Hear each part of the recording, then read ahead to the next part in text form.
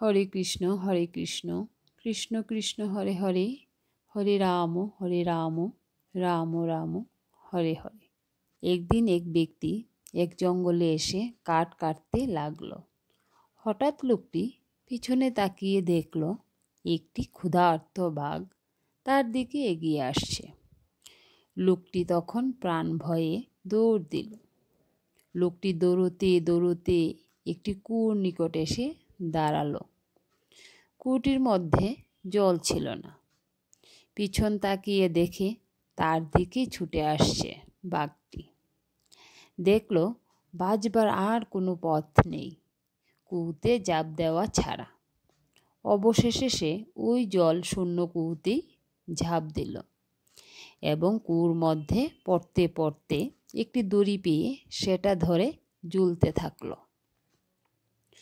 হঠাৎ সে উপরে তাকিয়ে দেখে সেই বাঘটিকে কুয়োর মুখে দাঁড়িয়ে তখনও তাকে খাওয়ার জন্য অপেক্ষা করছে। লোকটা ভয়ে ভয়ে নিচে তাকিয়ে দেখল একটি বিশাল ভয়ঙ্কর সাপ তার দিকে ফনা তুলে তাকিয়ে আছে। লোকটার ভয় আরও বেড়ে গেল। ঠিক তখনই আবার দুটো সাদা আর কালো রঙের ইঁদুর ওই দড়িটাকে কুট কুট শব্দ করে কাটতে শুরু করলো। লোকটা তখন কি করবে তাই ঠিক করতে পারছে না। হঠাৎ লোকটির মুখে কুয়োর উপরে থাকা একটি গাছ থেকে এক ফোঁটা মধু পড়ল। ওই মধুর স্বাদ এতটাই যে লোকটি মুহূর্তের মধ্যে সব বিপদের কথা ভুলে গেল। যেমনটি আমরা মায়ার পেছনে ছুটে আমাদের সত্যটাকে ভুলে আছি। কারণ ওই ক্ষুধার্ত বাঘটা আর কেউ না, সে হলো মৃত্যু, যে আমাদের সর্বদা ধাওয়া করছে। সাপটি হলো শ্মশান, যে আমাদের জন্য অপেক্ষা করছে। কুয়োটা হলো পৃথিবী, যেখানে আমাদের বর্তমান অবস্থান। দড়ি হলো আমাদের জীবন মানে আয়ু, যাকে ভর করে আমরা জীবিত আছি। সাদা আর কালো ইঁদুর হলো রাত আর দিন, যা প্রতিনিয়ত আমাদের আয়ু ক্ষয় করছে। এবং ওই সুস্বাদু মধু হলো মায়া, যার মুহে পড়ে আমরা সব সত্যি ভুলে বসে আছি। তাই কৃষ্ণ ছাড়া আর কেউ নেই, কৃষ্ণ নাম বিনে কিছু নেই, নামই হলো সার। হরে কৃষ্ণ কৃষ্ণ কৃষ্ণ হরে হরে, হরে রাম রাম রাম হরে হরে। ভগবান কি ভক্তের ডাক শোনেন? এক সাপ এক ব্যাঙের গল্প। এক সাপ একটি ব্যাঙকে মুখে ধরেছে। তো ব্যাঙ বিপদে পড়ে ভগবানকে আকুলভাবে ডাকা শুরু করেছে, হে ভগবান, আমাকে রক্ষা করো। তো ভগবান ব্যাঙকে দর্শন দিয়ে বলে, হ্যাঁ বলো, কেন ডাকছ আমাকে? ব্যাঙ বলে, আমাকে এই সাপের কাছ থেকে মুক্ত করো প্রভু। তো ভগবান বলে, আচ্ছা চুপচাপ থাকবি, লড়বি তো মরবি। এই বলে ভগবান চলে গেলেন।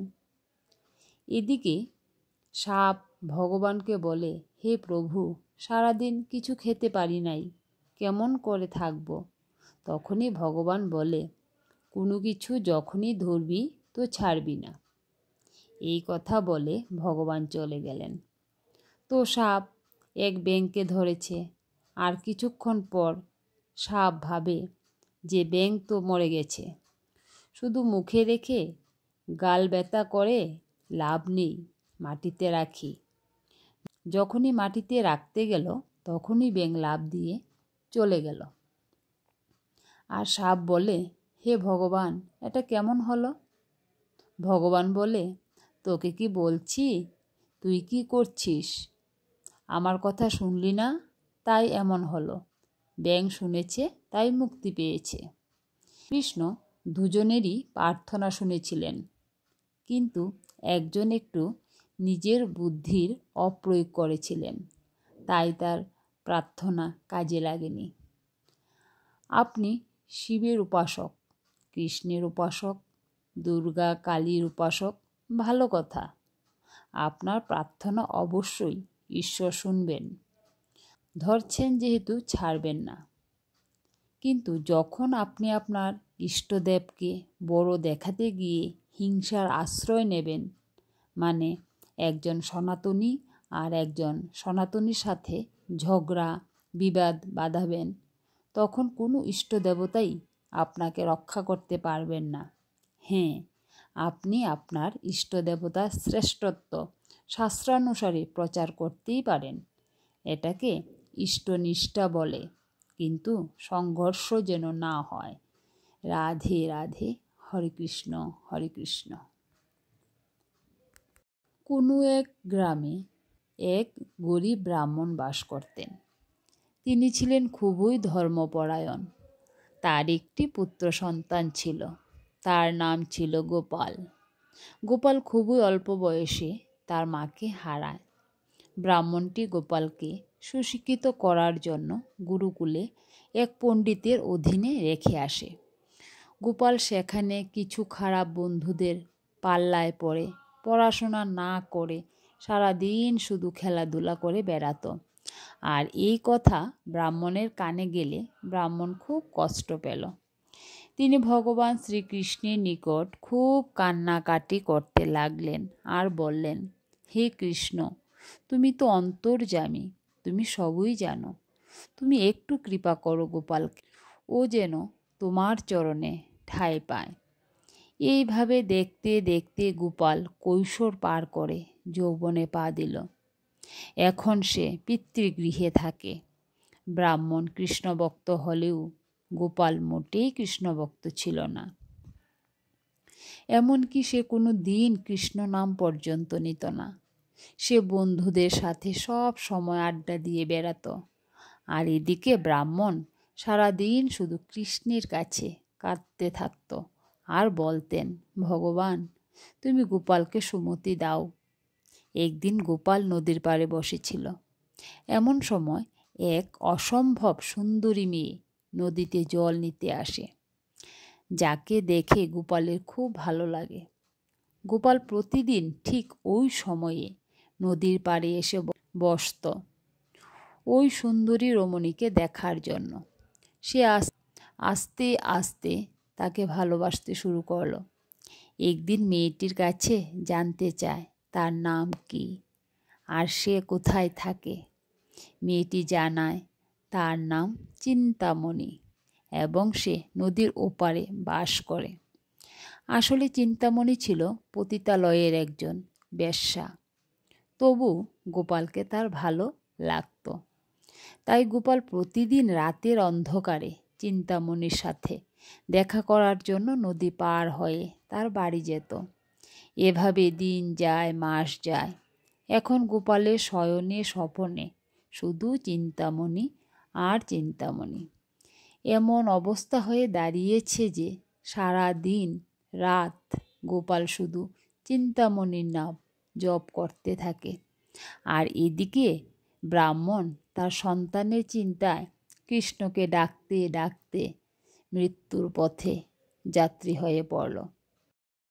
বাবার মৃত্যুতে এতটুকু দুঃখ পেল না গোপাল। বাবার মৃতদেহ শ্মশানে দাহ করেই সে ছুটল চিন্তামণির সাথে দেখা করতে। চিন্তামণি গোপালকে ওই গুরুদশা অবস্থায় তাকে দেখে খুব বকাবকি করল আর বলল, তুমি কি গো ঠাকুর, আজ তোমার বাবা মারা গেছে, তবুও তুমি আমাকে দেখতে চলে এসেছ। গোপাল বলল, আমি যে তোমাকে একদিনও না দেখে থাকতে পারি না, আমি যে তোমাকে খুব ভালোবাসি। তবুও চিন্তামণি দরজা খুলল না। এভাবে গোপাল প্রতিদিন রাতে চিন্তামণিকে একটিবার দেখার জন্য আসত আর জানালার পাশে দাঁড়িয়ে চিন্তামণিকে একটু দেখে চলে যেত। দেখতে দেখতে গোপালের বাবার ঘাট কাজ এগিয়ে আসলো। বাবার ঘাট কাজের আগের রাতে চিন্তামণির সাথে গোপাল দেখা করতে গেলে চিন্তামণি তাকে বলল, দেখো ঠাকুর, কাল তোমার বাবার কাজ, কাল তুমি আসবে না। গোপাল বলল, আমি তোমাকে না দেখে থাকতে পারবো না। চিন্তামণি বলল, না না, তুমি এলে আমি জানালাটাও খুলব না, তুমি এক্ষণ চলে যাও। পরদিন গোপাল কোনো রকম বাবার কাজ সেরে চলল চিন্তামণির সাথে দেখা করতে। রাতটি ছিল অমাবস্যার রাত, সাথে প্রচণ্ড বৃষ্টি, ঝড়। চারদিকে ঘুটঘুটে অন্ধকার, কিছুই দেখা যাচ্ছে না। তার মধ্যে গোপাল চিন্তামণির সাথে দেখা করতে যাচ্ছে। কখনো কাদায় পড়ে যাচ্ছে, আবার কখনো কাঁটায় পা আটকে যাচ্ছে। কোনো দিকেই গোপালের লক্ষ্য নেই। সে কোনোভাবে নদীর ঘাটে এসে দেখল ঘাটে কোনো নৌকা নেই। মানুষ বিপদে পড়লে ভগবানকে স্মরণ করে, আর গোপাল বিপদে চিন্তামণিকে স্মরণ করছে। সে জোরে জোরে চিন্তা চিন্তা বলে চিৎকার করতে লাগলো আর কাঁদতে লাগলো। গোপাল বলল, ওগো চিন্তা, তুমি আমাকে নদী পার করে নাও, আমি তোমায় একটু দেখব, শুধু একটিবার। সে এই কথা বারবার বলছে আর কাঁদছে। হঠাৎ করে সে দেখতে পেল নদীতে একটি কাঠ ভেসে আসছে। এই দেখে গোপাল মনে মনে ভাবল, চিন্তামণি বুঝি তার জন্য এই গাছটি পাঠিয়েছে।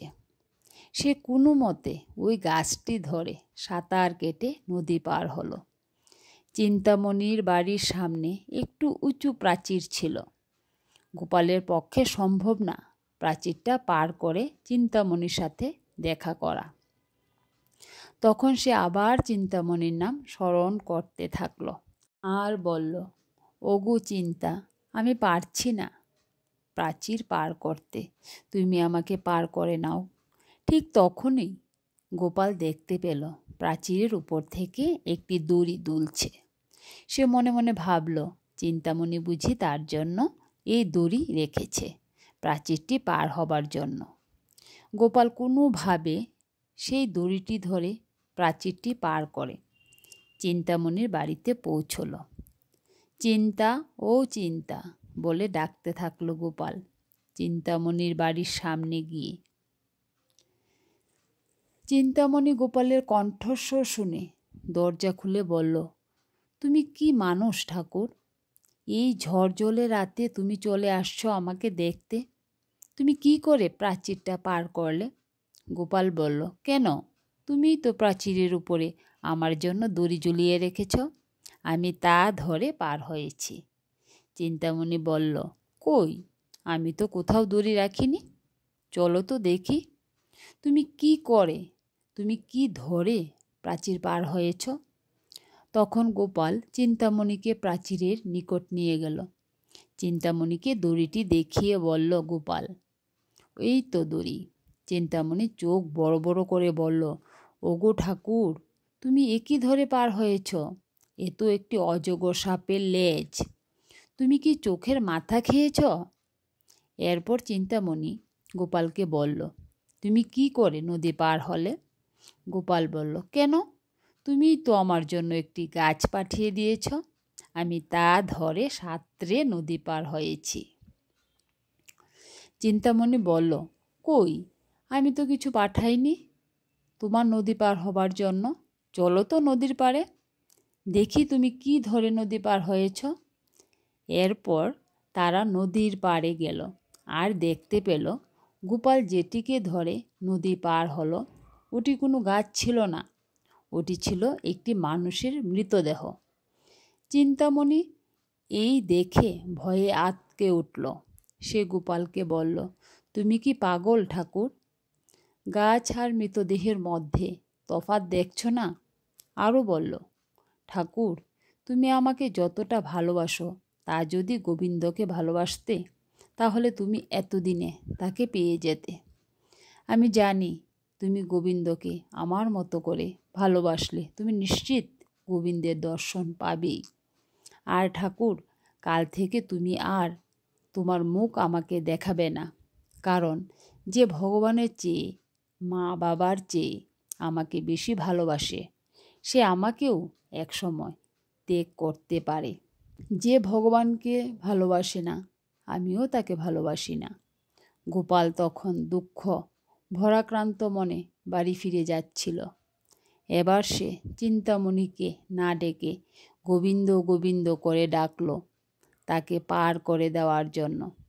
তখন সেই মৃতদেহটি তার সামনে ভেসে আসলো, আর ওপারে পৌঁছতেই দেখল তখন মৃতদেহরূপী স্বয়ং গোবিন্দ তাকে পার করে দিল।